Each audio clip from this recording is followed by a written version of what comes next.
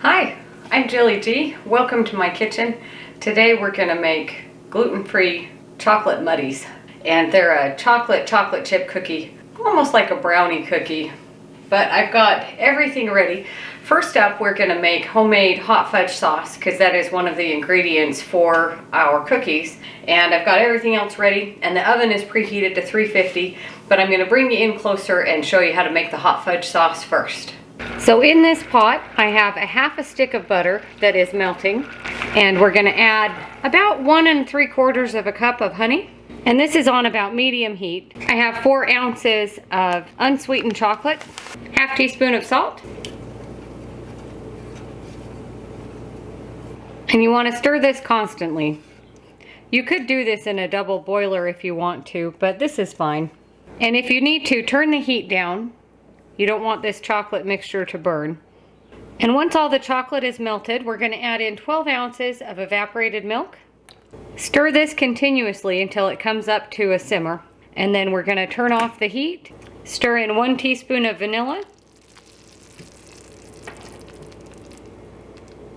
Pour this into a dish.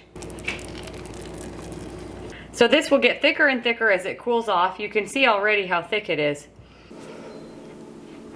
So once your hot fudge sauce is done, we want this to cool down to room temperature. You could even make this the day ahead and put it in the fridge overnight.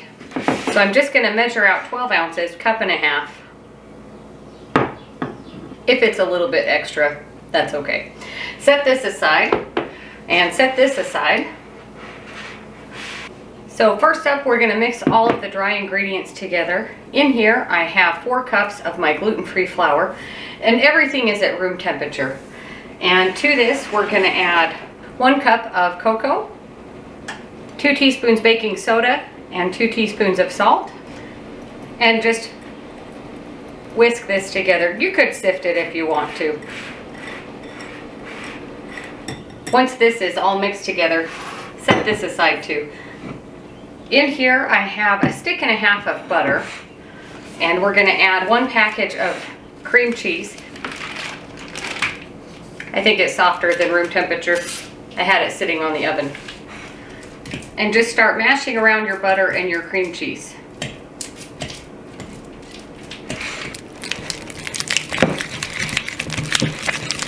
Scrape down your bowl. I have 1 cup of honey. I'll give you the equivalents to what the sugar would be in this. And the regular recipe that has sugar calls for half brown sugar and half white sugar. But since we're doing honey, I'm going to put in some molasses, about 1 tablespoon or so, for what the brown sugar flavor would be. So put this into, and just mix this around.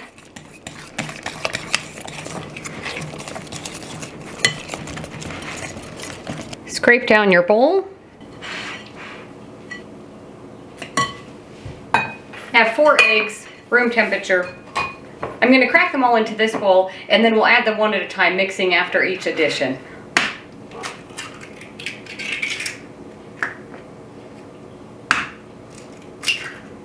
Last egg. Clean up our mess. Bring back our main batter. And just start going a little bit at a time.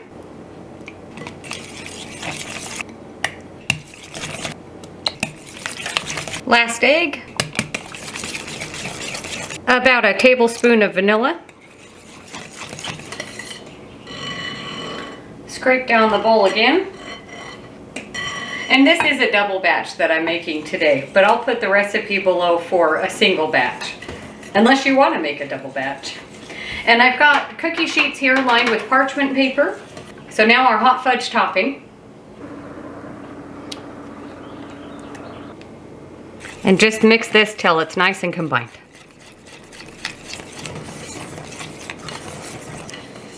And once this is all mixed in, we're going to start adding in the dry ingredients. And if you don't want to make your own hot fudge sauce, you can buy your own.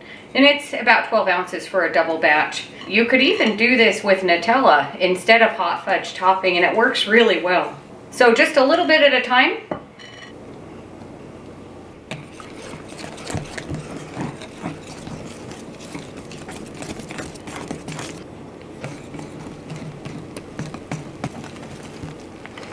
Last of the flour. I'm going to switch to a spatula. Scrape down the sides.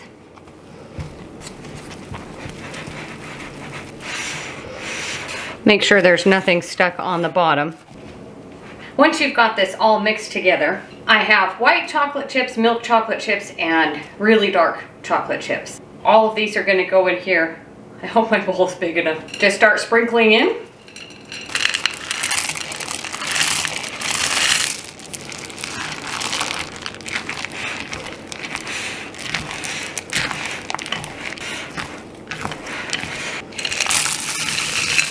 Very carefully.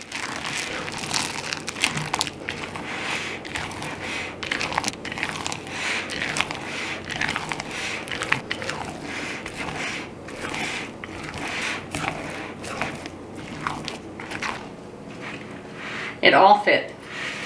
Scrape down the bowl. And I'm just going all the way to the bottom just to make sure we've got everything mixed in. And once you're happy with how mixed it is, put this aside. Let's clean up a little bit and then we'll start putting it on our cookie sheets. So I'm just going to use 2 spoons. You could use a cookie scoop if you want to. But try to make them all about the same size. And they will spread a little bit, so you don't want them to be too close together.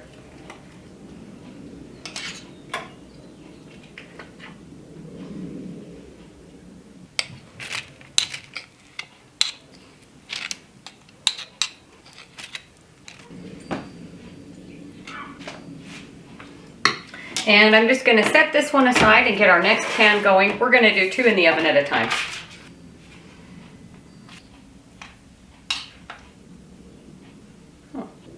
I spaced these too far apart to all fit that many on this one. So in the oven, 350.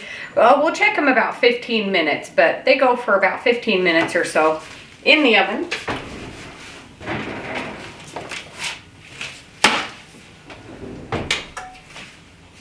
And I'll show you what they look like when they come out.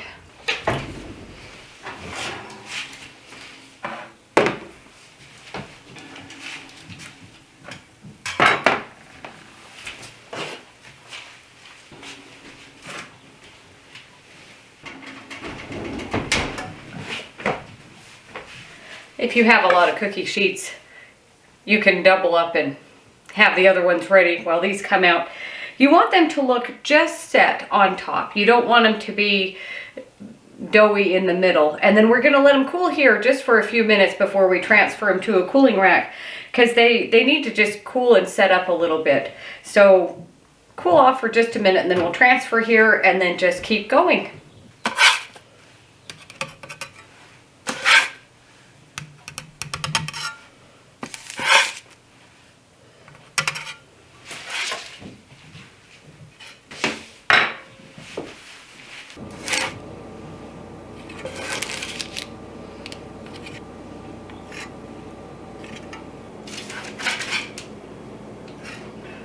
My last pan of cookies.